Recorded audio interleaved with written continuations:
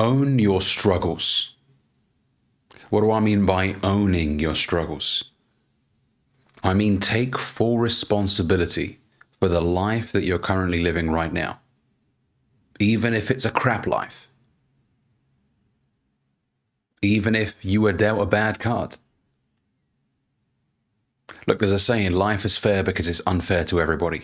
At some point, we're all going to be dealt a bad card. And the greatest equalizer is death. We're all going to die one day. Not one of us is going to live on forever. And so, whatever you're experiencing right now, gentlemen, own it. Because when you refuse to own it, you live in denial. And it's always somebody else's fault. Yeah, but if he would have just lent me the money, then I would have been able to start this business, and then I would have been able to take care of myself financially. If she wouldn't have said this, then it's everybody else's fault. It's not yours. Now, look, there are times where people will do you wrong, of course. But still own it, because it just gives you power when you own the circumstance. You gave somebody $1,000 and then they blocked you, or they refused to pay you back, or they disappeared, or whatever. Look, it came from the kindness of your heart. You were looking out for somebody in that moment, but you still lost $1,000. That still happened. Now, sitting there in denial about the situation ain't going to solve what's happened. You just got to own it. It is what it is. It was a $1,000 learning experience. You know, changing the way you look at what you've been through will really help as well. It really will. If you look at it purely from a negative standpoint, you will just stay in this very unproductive state of mind. But if you look at it from a different angle, you know what? I'd rather learn this lesson now when, for example, I'm not making a lot of money than 10, 15 years later when I'm doing really well for myself and people start coming out from all different, angles, asking for money and stuff. So maybe it's a good thing that it happened now. For example, right? A girl breaks up with you before you have a kid with her. I mean, of course, it's very upsetting when a woman that you deeply cared about leaves you. But you could also look at it from another angle. You know what? We didn't meet eye to eye. It would have been a very difficult relationship had this continued further. And had I had a child with this woman, it would have been a very messy breakup. So you know what? Perhaps it's better that it ended now as opposed to having 2, 3, 4 kids with her and then trying to leave 10, 15 years later. But whatever happens to you, own it completely. Completely. Just say, it's 100% my fault. Even if it's not, just say it is. You know what? I take full responsibility. Many years ago, I heard a quote which goes along the lines of, where you are in life right now is a result of the decisions or lack of decisions that you've made in the past. It's not just about what you did, it's also about what you didn't do that has led you to where you are right now. For example, for your relationship to get to the stage that it's at right now, where it's very toxic and negative and hostile, there were perhaps red flags that you saw earlier on that you decided to ignore because maybe you were just infatuated by her beauty and you decided, you know what, I'll figure it out later. You know, you brushed it under the carpet in the hopes that it would sort of sort itself out. But it didn't. And, as a result, it magnified into an even bigger inconvenience later on. So sometimes it's not what you did, it's also what you didn't do. You had a chance to apply for a scholarship to do this, this, and this, but you didn't. And so now you're not earning the money that you want to earn. Now, it's never too late. I'm a professional optimist in life. I choose to believe in a prosperous tomorrow, but that doesn't mean that I sit here and just completely ignore my past without any reflection. You need to reflect. Not stay in the past, but just reflect on it so that you don't continue repeating the same mistakes that have led you to where you are right now. You know, Jim Rohn once said, in 5 years, you will surely arrive. The question is where? If you keep doing what you're doing right now, the next 5 years will look exactly like the last 5 years. You know, we just repeat the same behaviors. And what's worse is when someone doesn't recognize the fault of his actions. As I said a couple of minutes ago, denial, right? No, it's not my fault. It's their fault. They could have.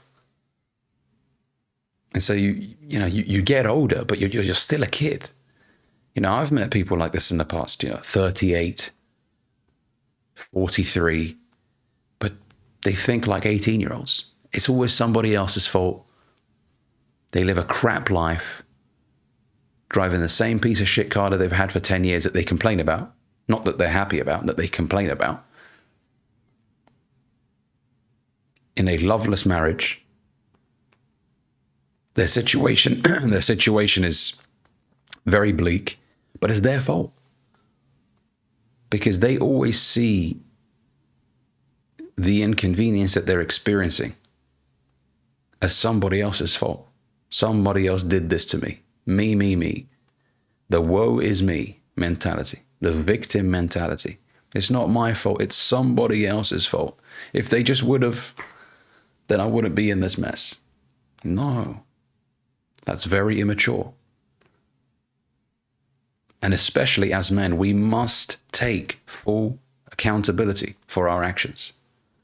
Just say it. Every time something happens, it's completely my fault. Even if it's not.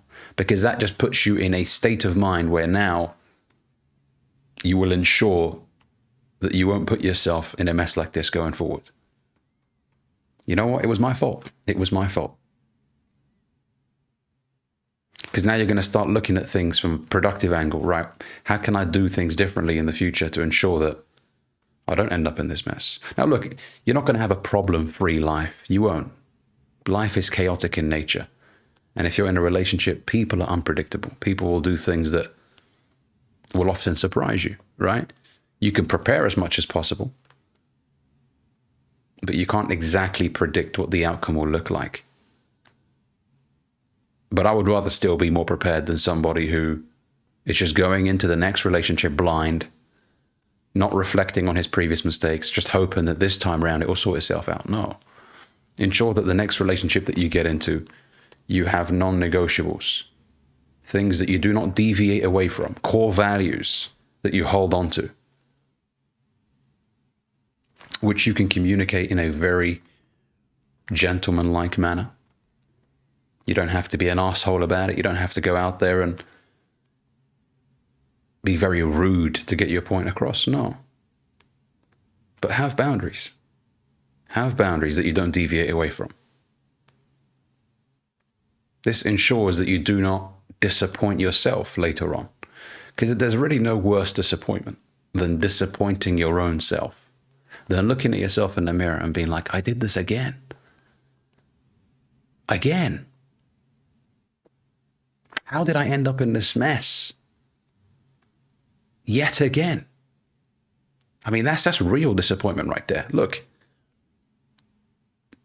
you know, we grow older, we move away from our parents, and of course it's not nice disappointing your parents, but it really isn't a good feeling disappointing yourself, because you can't run away from yourself. You know, if you don't live near your parents, they won't think about the mistakes you've made all the time. But when you live by yourself in your own place, you can't run away from yourself. You have to confront the reality of who you are, gentlemen. Stop running away. The person that you are right now can be confronted and supported in a productive manner. I don't want you to hate yourself. I want you to look at yourself in the mirror and be like, you know what? You've made mistakes, but I want to look out for you because you've got you for the rest of your life, gentlemen. People will come and go, but you have you for the rest of your life. So take care of the person that looks back at you in the mirror. Forgive that person for the mistakes that they've made in the past, because none of us are perfect. We make mistakes, but the key is to learn from those mistakes. But you cannot learn from those mistakes if it's never your fault. If it's always somebody else's fault. No, you must take accountability. It's 100% my fault. Okay, going forward, I'm going to ensure that I don't end up in this mess again. Whether it's something to do with your weight, for example, you were obese before and you've promised yourself you'll never go back there again. Whether it's a hostile breakup that you don't ever want to experience again because maybe you were acting too needy, you were, acting out of character as a man, being too emotional. So you promise yourself, I'm never going to be in that pathetic position ever again, where I'm pleading and I'm crying or whatever, groveling. No. Whether it's somebody in the workplace, a manager of yours that spoke down to you and told you you're not this or you're not that in front of your colleagues, and you were just there thinking to yourself, never again will I allow myself to be humiliated like that. Which perhaps would lead you on to going out there and starting your own business because of that feeling of pain. Look, human beings are more motivated by pain than the pleasure of gain. I know that's exactly how I operate. Of course, I want nice cars, watches, etc. But I want to avoid experiencing that unnecessary pain. Look, pain we're all going to experience, but there's some pains that you don't need to experience again and again and again. The first time round is enough. For men in relationships, if you recall your first breakup, that was the worst, right? You didn't know how to control yourself. No one really guided you through that, right? You were just experiencing those raw emotions. And then you promised yourself, most of us did. Some of us, we fell into that trap again and again and again. For me, all it took was one experience, one breakup for me to realize that I never want to go through that again. So I went through a period of reflection. I analyzed how I conducted myself in my relationship, the things I did right, the things I didn't do right. And I ensured that going forward, I'll have non-negotiables, that I won't, mend for anybody. These are the non-negotiables. These are my core values. If we're on the same page, fantastic.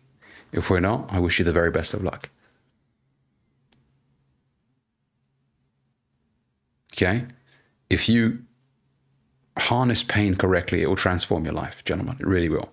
As a saying, grow through what you go through. Grow through what you go through. Okay? But you can't grow if you refuse to take accountability. Thanks for watching, gentlemen. If you enjoyed this video, make sure you give it a like. Click down the link down below to join the top 3% community, a community of men on self-improvement. There's a video that explains what's involved in the community. We currently have 10 members in the group and we're growing on a regular basis. So feel free to check it out and I'll see you guys in the next video.